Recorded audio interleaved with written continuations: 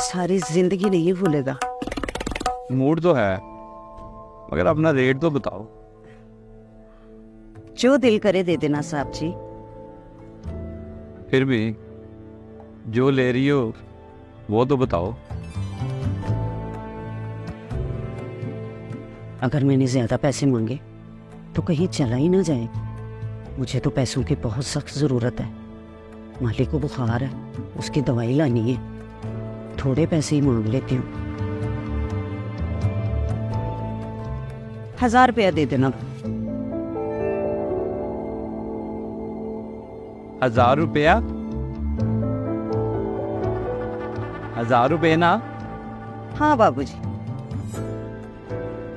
ज्यादा है तो कम कर लेंगे। अरे सोचो मत, आओ ना, पैसों का भी कर लेंगे।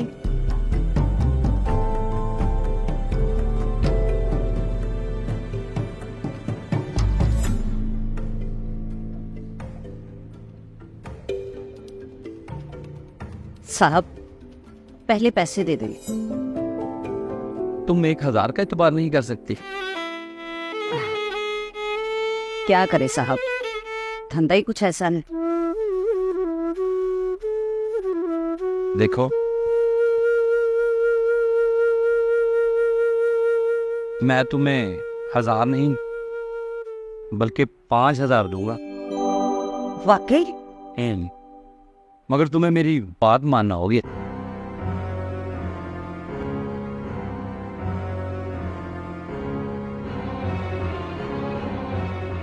लगता है साहिब आप मेरी रूह तक को छलनी करना चाहते हैं।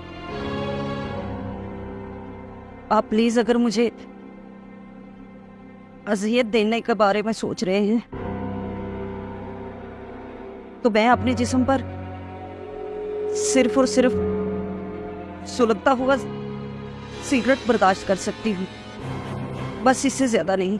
नहीं नहीं, मैं ऐसा कुछ नहीं करने वाला। असल में मैं यहाँ अपने जिस्म की भूख मिटाने नहीं बल्कि जिस्म बेचने वाली का दर्द सुनने आया हूँ।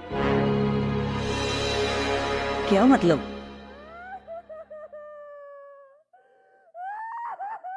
साहब आप थोड़ी देर बैठो, मैं जरा बच्चे को देख लूं।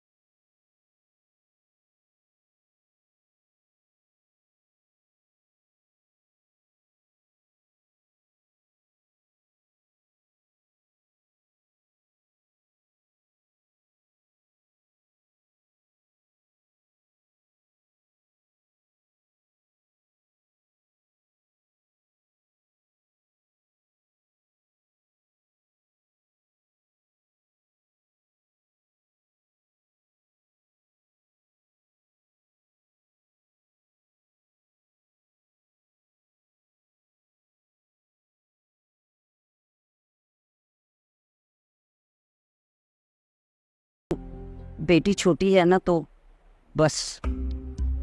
साहब जी आप कह रहे थे कि आप जिस्म बेचने वालियों का दर्द सुनने आए हैं। कौन है आप? मैं एक राइटर हूँ, लिखारी। मैं जिस्म फरोश औरतों पर एक किताब लिख रहा हूँ। मैं सिर्फ आपकी कहानी का वो पहलू जानना चाहता हूँ जिसकी वजह से आप तवाइफ बन गए। प्लीज आप इधर बैठे और मुझे सुनाएं।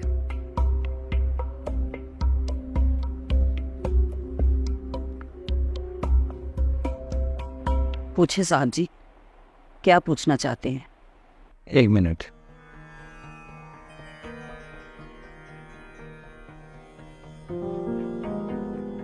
सबसे पहले आप मुझे अपना नाम बताएं और फिर ये बताएं कि आप इस गुनाह की दलदल में कैसे आ पहुंची।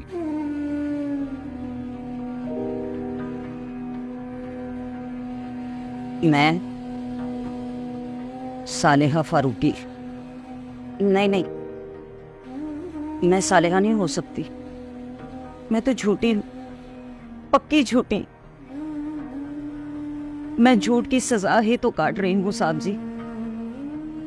कैसा झूठ, जरा खुल के बताएं। हम 3 बहन भाई। अम्मा बेचारी सीधी सादी सी, और अब्बा मेहनत मजदूरी करके हमारा पेट पाल रहे थे। हुआ यूं कि एक आवारा लड़के से मोहब्बत कर बैठी। कभी ट्यूशन, कभी सहेली से मिलने का कहकर उस लड़के से मिलने जाया करती थी। जब भी उस लड़के से मिलना होता तो अम्मा से झूठ कहकर जाती थी। झूठ बोलते बोलते मैं आधी बन चुकी थी, बल्कि यूं समझे कि पक्की खिलाड़ी बन चुकी थी। फिर एक दिन मैंने अम्मा को कहा कि मेरी बेस्ट फ्रेंड की शादी है, मुझे जाना है और मुझे रात वहीं रुकना पड़ेगा। अम्मा ने तो साफ मना कर दिया, लेकिन वो आवारा लड़का बहुत बड़ा खिलाड़ी था। उसने लड़की की आवाज निकालकर मेरी सहेली बनकर अम्मा को कॉल की। पहले तो अम्मा ना मानी, फिर उसने न जाने कैसे अम्मा को राजी कर ही लिए। वो रात मेरी आखिरी रात थी अम्मा के घर। मैं उस घर से निकल आई। जब मैं उस लड़के के पास पहुंची, वो रात भर मुझे नोचता रहा। फिर उसने मुझे वहां भेज दिया जहां जाते हुए शरीफ इंसान की रूह तक कांप जाती है। उसने मुझे हीरा मंडी के एक दलाल को बेच दिया। मैं चीखती चिल्लाती रही, लेकिन वो जालिम मुझे दरिंदों के हवाले करके जा चुका था। बस फिर मैं हर रात, हर सांस नोची जाने लगी।